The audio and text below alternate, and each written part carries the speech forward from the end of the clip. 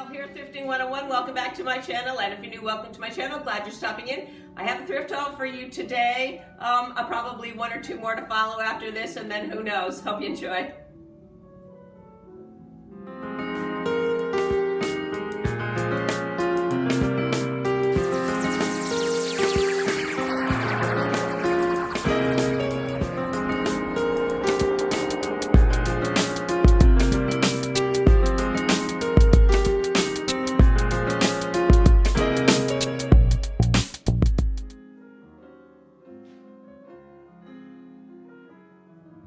I was at the Goodwill, which seems now like ages and ages ago, and I saw these four glasses. They were marked, well, that one I already kind of peeled off.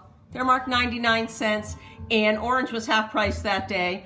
And I picked up four of the glasses because I knew because I see them every single day, that I have three of the plates sitting out on my lanai. They've been there forever, so I was excited to find the glasses. I now have three complete snack or luncheon sets. These are Anchor Hocking in the Sereno avocado green color, 1966 to 1970. It's got a pressed bark pattern to it. The smooth here, you turn it over, that's where all the pattern is. They came in gold and clear, aquamarine, and my very favorite right here is the Sereno Aurora, and that was only out in 1968. It's an iridescent.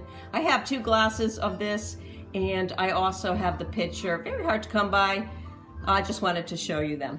I'm going to ask, I think, $18 for all the pieces you see here, the three snack sets and the one extra cup.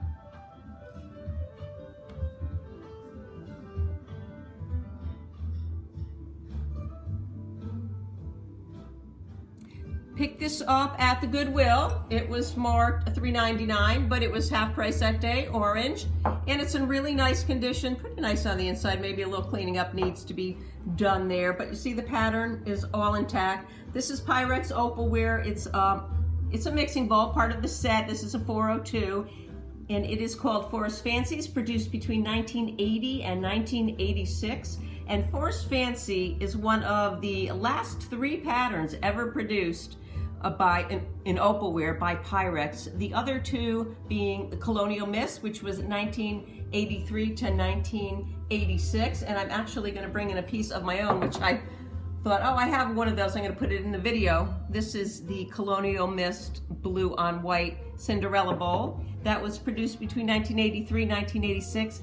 In Canada, it was called Blue Mist. This is a small 401 Cinderella bowl. I'm going to be asking $12 for this. I'm going to put that aside. Oh, also in this pattern here, the last mixing bowl set ever released was called White Lace, and it was actually this pattern, but it was released as white lace.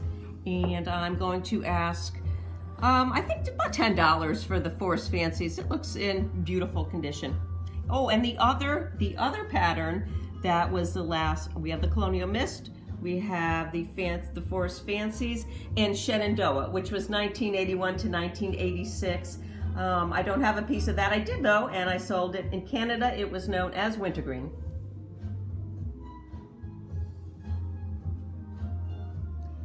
For a while there, I was collecting cake stands, very heavy, and this was actually one of my very favorites. It's Anchor Hocking in the Wexford Emerald pattern. I actually always thought it was teal, but it's actually emerald green. And it was produced between 1962 and 1998. Had a huge dome atop on it. That's what it came with originally. I've decided I have enough cake stands and not enough room. I'm going to be putting this up for sale. It's going to be really hard to ship, and it's quite heavy. I'm going to be asking $40 for it. I think that's a pretty good price. I've been looking at them lately, but shipping's going to be a little on the expensive side. Anyway, 1962, 1998, Anchor Hocking, Wexford Emerald Green. Beautiful color.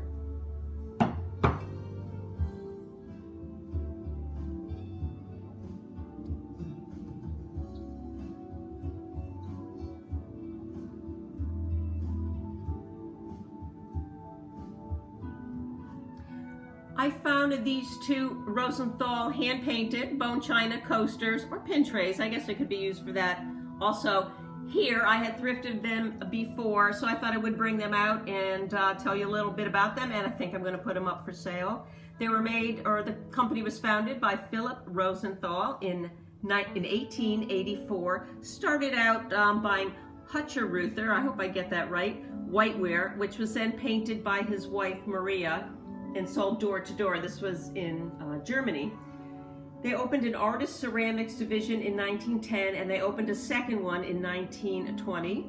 Philip was Jewish and forced to leave Germany in 1935, and he actually ended up dying in 1937. His son Philip ran the business after his father's death. And this is really interesting. The back stamp you saw on here was used between 1925 and 1941, and it was distributed by Rosenthal China Corporation based in New York. And this was because German imports of China back in those days had to have a certain back stamp on them before they can enter the country. That was one of 3. And I did hear that if you hold them up to a really, really bright light, which I did, I found a bright light, you can see the original back stamp that was on before the import one, and you'll see that in a minute. I'm going to ask $16 for the 2. While I was doing research on this back stamp, I found some really interesting information, and I found out that they said if you hold this back stamp or this piece up to a really, really bright light, and this is the brightest light I could find, you could actually see the original back stamp underneath. And you can see right there it says Sell Germany, and it has the V there. So this one does have the original stamp back logo on it. Another Goodwill find, and I think this will bring us to the end of all the Princess House Fantasia I've been finding lately, which is this is Princess House Fantasia. I have a small canister and a medium canister. They started producing the Fantasia pattern in 1965.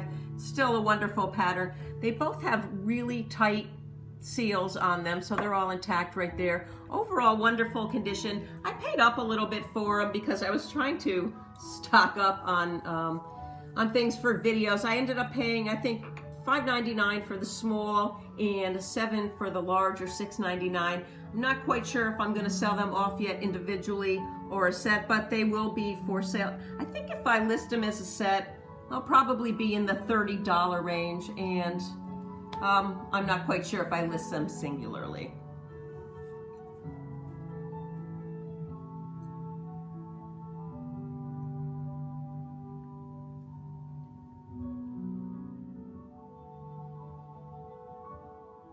This is my own personal piece. It's Jeannette in the Flora Gold pattern. It's 11¼ inch oval platter.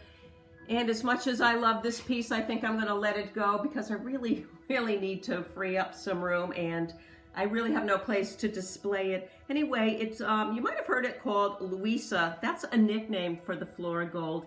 And it was nicknamed Louisa because it looks a lot like an early American pressed glass pattern, or EAPG as it's known, that Westmoreland had produced in Carnival glass before them. Jeannette actually ended up buying the molds. This mold dates to, or the Jeannette Flora Gold dates between 1940s and the 1960s. Some people put it in the Depression glass category because of the pattern. I'll show you again. Kind of has a Depression glass look to it, but obviously being produced in the 40s to 60s, that's technically not correct. It's a marigold iridescent color, and some people put the marigold iridescent color also into the Carnival glass family. I'm going to ask $15 for it.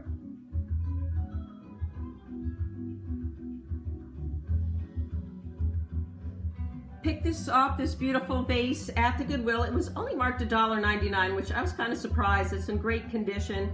Scarfed it up right away, threw it in my cart. It's Jeannette in the marigold tree bark pattern. They started producing this pattern in the early 30s. Some people referred to it as Finlandia, although I did some research and personally could not find the pattern Finlandia as the known name anywhere. I'm going to ask $15 for it, and I'm going to follow this up, I think, with a little timeline I did right here of the Jeannette Company.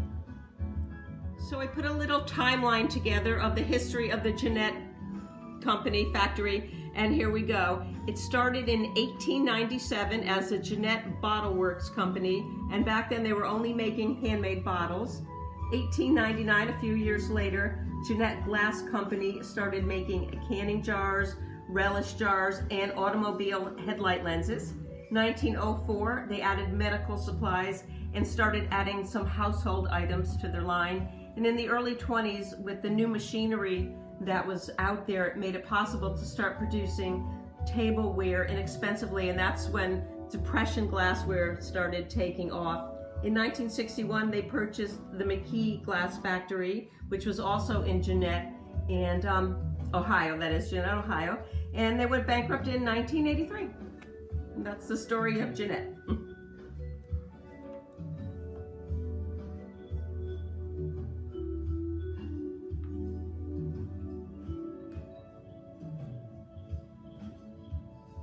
I forgot I even bought this because actually what I've been doing is everything is in my trunk, and I just go out and grab a few bags, put them on my table, and start getting ready for a video. And if you saw in my last video, I had a Pyrex opalware daisy pattern Frigidish, which I just loved. I forgot that I also bought this piece at the same time. I paid up for it. I paid $5.99, but I think I got caught up in the excitement of finding two daisy pieces. Unfortunately, this one does not have a lid, either in the clear or in the opalware, but it's a really nice condition.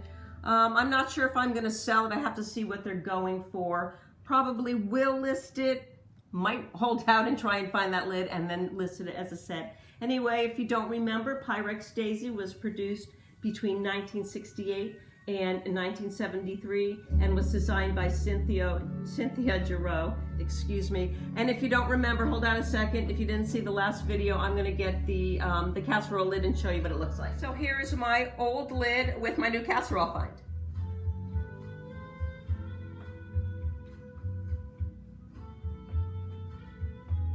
I hope you enjoyed the haul. Thanks as always for watching. Everybody out there, stay safe, stay healthy, stay sane. God bless, and we'll see you again real soon. Bye.